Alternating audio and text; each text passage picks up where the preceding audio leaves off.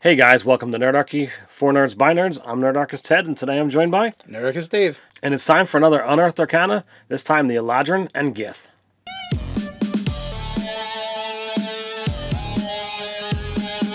Jump down the description below where you can sign up for Nerdarchy the newsletter, get weekly gaming tips, as well as learn how to game with Nerdarchy. It's Monday, and it's the Monday after Unearthed Arcana had came out. So you know what we like to do here. We like to talk about Unearthed Arcana. Alright, so this time we got the Eladrin and the Gith. They don't have any fancy name for it. It's just two new subraces, races, however you want to look at it, for us to play around with and enjoy. I had at least one person tweet at me that they were kind of pissy about the new version of the Eladrin. So the Eladrin gets redone from the DMG, and we get a new version. So this version is a little wonky, a little wacky, but not necessarily in a bad way. Now, I actually, saw the video of them talking about, the reasons for the Eladrin's mood swings, for lack of a better word, or like you could choose to go with the seasons, or you could just be like, nope, I'm winner all the time. So I thought that was pretty interesting, and it gave the race or subrace a lot more diversity and interest, if you ask me. If you play the Eladrin, and I guess let's get into that a little bit. So the idea is that the Eladrin lives his life going through the 4 seasons, but he doesn't have to. But a lot of them do. So, but that kind of goes with Fae being fickle, right? So there's a mechanic built in here where you could just randomly roll what season you are. And you could do that whenever you feel like it. Maybe you come up with a random mechanic to decide when you feel like it. However you want to do it, or you never feel like it. But literally, like that randomness, that's how I picture someone playing chaotic neutral right to be doing it. Like this is it. This is how you be chaotic neutral. Not that bullshit that most of the players do where they're, I don't actually want to be any alignment and I'm going to do whatever I want whenever I want, so I'm chaotic neutral. That's not how chaotic neutral works. Right. This is how it should work. So we get into the four personality types are based off of the 4 seasons. And autumn is the season of peace and goodwill, when the summer's harvest is shared with all. Winter is the season of dollar, when the vibrant energy of the world slumbers. Spring is the season of cheerfulness and unfettered celebration. Summer is the season of boldness and aggression, a time of unfettered energy. I find it funny that summer is the season of Anger. I've got a bad attitude. I like it. I dig it. It's like, wait a second. This is when, the kids are off, people are on vacation. This is when everyone's supposed to be angry? Really? No, absolutely. Now that you put it that way, they're absolutely right.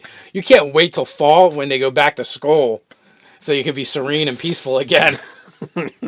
You tell this was written by someone that has kids that are at a school age. So, having gone through that recently myself, I can't argue with that. So for each season, you get personality traits and flaws. Your ideals and your bonds stay the same, though. Right. So that's actually something that I thought was pretty cool, and I think would be incredibly handy for, like, each of the other races as well. Even though they don't change like this, I think having racial personality traits and flaws might be a cool thing to have. Oh yeah, that definitely would be interesting. The way it's done in here is really cool. I like it. It might take away from the other races a little bit, but the fact that they change is pretty cool. Right. And, you can go through, each of these different things. We're not going to read all of them, but I thought it was, pretty cool. Like, you trust others without thought. You stock up on fine foods and drink. You hate going without such comforts. A penny spent is a penny lost forever. Everything dies eventually. Why bother building anything that is meant to last? Like holy crap. Yeah, and the cool thing is, you could be in one season and I trust everything, and you mean another season, I don't trust a goddamn thing. That chair's a mimic. You could you overdrink. Anything worth doing is worth overdoing. You stand tall and strong so that others can lean on you. You are stubborn. Let others change. Your fury can carry you through anything. Like, whoa! So, good stuff. Once you actually get down into the traits, since it's a subrace, they actually didn't repeat the standard elven block. But you get your choice of intelligence or charisma, which I'm actually really happy with, that you could go with either spellcasting choice, intelligence, or... You could be a pretty elf or a smart elf. You get to pick. You can't be both. What if you want to be a pretty smart elf? You're SOL, man. SOL. You get Face Step as a bonus action. You can magic teleport up to 30 feet to an unoccupied space you can see. Once you use this trait, you can't do it again until you finish a short or long rest. And then you get the cool thing where you get a shifting cantrip. So depending upon what season you're in, Well, it's called shifting season, so. depending upon what season you're in, gets you a cantrip. So some people are going to be like, well, I want Firebolt, so I'm going to be summer all the time. So I'm angry and, blah. Other people are going to like, well, I want to actually get into the race, so I want to roll randomly and determine what I'm doing, and I'll just get whatever cantrip I get. So autumn is Friends, winter is Chill Touch, spring is Minor Illusion, and as I said, summer is Firebolt. So you get 3 good ones to choose from. You might get stuck with Friends. Or also known as instantly make not friends. Friends, use this to get an advantage now, to have an enemy later. Pretty much. So it feels, I like it. It's good. It feels a little bit powerful compared to like some of the other stuff. Because I think what you're giving up is you're giving up weapon training, right? Weapon training generally is more fun and cool than it is useful. Either you have a class that gives you the weapons, or you take a class where you have no business using those weapons. Like something has gone horribly wrong if you're the wizard now fighting with a longsword. I mean, aside from maybe if you're a blade singer, but if you've been around a while, you know how I tend to feel about Gishes. They're fun to play, but not super effective. Right. So now we have the Gith. And it breaks it down. We have... Is this the gift that keeps on giving? Well, we get 2 of them, so I don't think it keeps giving. But For at least 2. So we have the Githyanki and the Githzerai. So the Gith core traits, you get your intelligence by 1. So that tells you right off the bat that the bulk of what they're getting is going to be in the subrace, which I actually thought was a pretty strong foundation. And other than that, you get the language. You get, age. They reach adulthood in their late teens and live about a century. They're taller and leaner than humans, with most a slender 6 feet in height. Base walking speed of 30. You can read and write Common and Gith. They did put in there the fact that you kind of look like an alien. Well, they just said that you're thinner and leaner. So that's the base. Now we get into the subclasses. Githyanki? So Githyanki, the brutal Githyanki are trained from birth as warriors. You get +2 to your strength. You tend towards lawful evil. They are self-centered, violent, and arrogant, yet remain faithful servants of the Lich Queen Vlaakith. So when I think of Githyanki and 5th edition Dungeons and Dragons now, I kind of feel, okay, Eldritch Knight maybe? Seeing strength and intelligence totally would make sense for that. You get Decadent Mastery. You learn 1 language of your choice and are proficient with 1 skill or tool of your choice. In the timeless city of Tu Narath, Githyanki have bountiful time to master odd bits of knowledge. So that's a skill in 3 languages. Not too bad for a race. Martial Prodigy, you are proficient with light and medium armor. Your people are ever ready for war. That's not bad. That is definitely not bad. Intelligence is your good stat, so you could be some kind of war wizard if you want. Fairly easily, you get to slather on armor. So, like, you could go, I'm going to put my 15 in intelligence, bumped up to a 16. I'm going to be just a wizard, so I'll dump my strength, get rid of that -1.